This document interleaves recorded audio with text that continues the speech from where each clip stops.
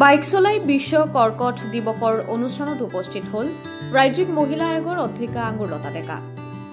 লগত উপস্থিত থাকিল ৬৬খন দেশ বাইকেৰে ভ্ৰমণ কৰা অসম গৌৰৱ মীনাক্ষী দাস আৰু তেওঁৰ সহযোগীসকল। আজি বিশ্ব কৰ্কট দিৱস। সমগ্ৰ বিশ্বই পালন কৰিছে কৰ্কট দিৱস। কৰ্কট ৰোগৰ প্ৰতি জনতাক সজাগ কৰা, বিশ্বত কৰ্কট ৰোগীৰ সংখ্যা তথা মৃত্যু হ্ৰাস কৰাটোৱে এই দিৱসৰ উদ্দেশ্য। বিশ্ব কৰ্কট দিৱসৰ দিনটোত বৰমাৰ কদমতলত নমাটি মৌজা হাইস্কুলত আছাম কেঞ্চাৰ কেয়াৰ ফাউণ্ডেশ্যনে ৰাজেন্দ্ৰনাথ তালুকদাৰ মেমৰিয়েল ট্ৰাষ্টৰ সহযোগত অনুষ্ঠিত কৰে বিশ্ব কৰ্কট দিৱসৰ সজাগতা কাৰ্যসূচী। এই কাৰ্যসূচীত উপস্থিত থাকিল ৰাজ্যিক মহিলা আয়োগৰ অধ্যক্ষা আঙুৰলতা ডেকাৰ লগতে বৰপেটা চিকিৎসা মহাবিদ্যালয়ৰ অধ্যক্ষ ৰমেন তালুকদাৰ। 181ৰ জৰিয়তে বাইক চলাই সজাগতা অনুষ্ঠান চলাই থকাৰ মাজতে মহিলা আয়োগৰ অধ্যক্ষাগৰাকী বিদ্যালয়খনত উপস্থিত হৈ কৰ্কট দিৱসৰ সজাগতাৰ কাৰ্যসূচীত অংশগ্ৰহণ কৰে আৰু ছাত্ৰ ছাত্ৰীৰ সৈতে মত বিনিময় কৰে। কৰ্কট ৰোগৰ ক্ষেত্ৰত সচেতনতাৰ ক্ষেত্ৰত গুৰুত্ব দিব লাগে বুলি মত প্ৰকাশ কৰে আঙুৰলতা ডেকাই।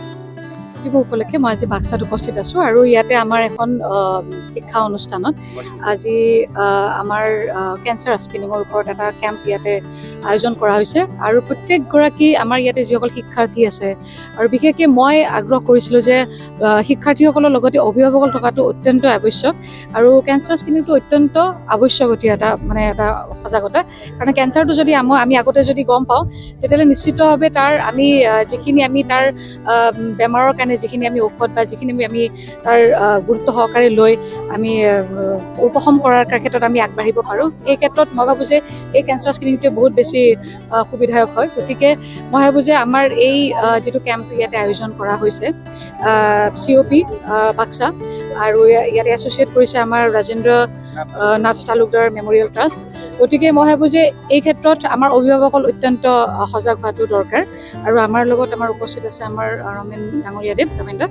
গতিকে ৰমেন্দ্ৰ এই বিষয়ত আপোনালোক সকলোকে ক'বই।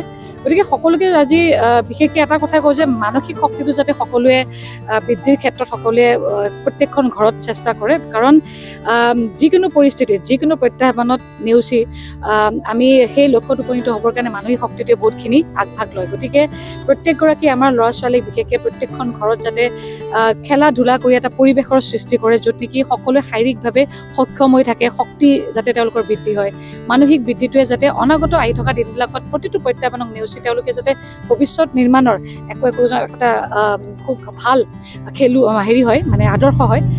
মই ভাবোঁ যে এইখিনি আগবাঢ়ি সকলোৱে লৈ যাওক আৰু আজিৰ যিসকলে আয়োজন কৰিছে সকলোকে মই ধন্যবাদ জ্ঞাপন কৰিছোঁ।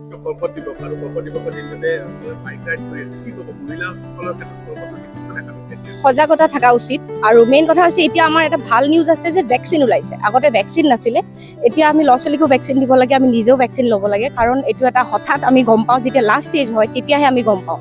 সেইটো কাৰণে আৰু মেডিচিনো ওলাইছে, নোলোৱা নহয়। সেইটো কাৰণে সজাগতা খুব দৰকাৰ। প্লিজ ভেকচিনৰ বিষয়ে অলপমান জানক আৰু আপোনালোকে স্প্ৰেড কৰক নিউজটো যে ভেকচিন সকলোৱে লোৱাটো উচিত আৰু ভয় খাব নালাগে। যদি হৈ গৈছে কিবা কাৰণত ভয় খাব নালাগে, ডক্তৰৰ লগত পৰামৰ্শ ল'ব লাগে।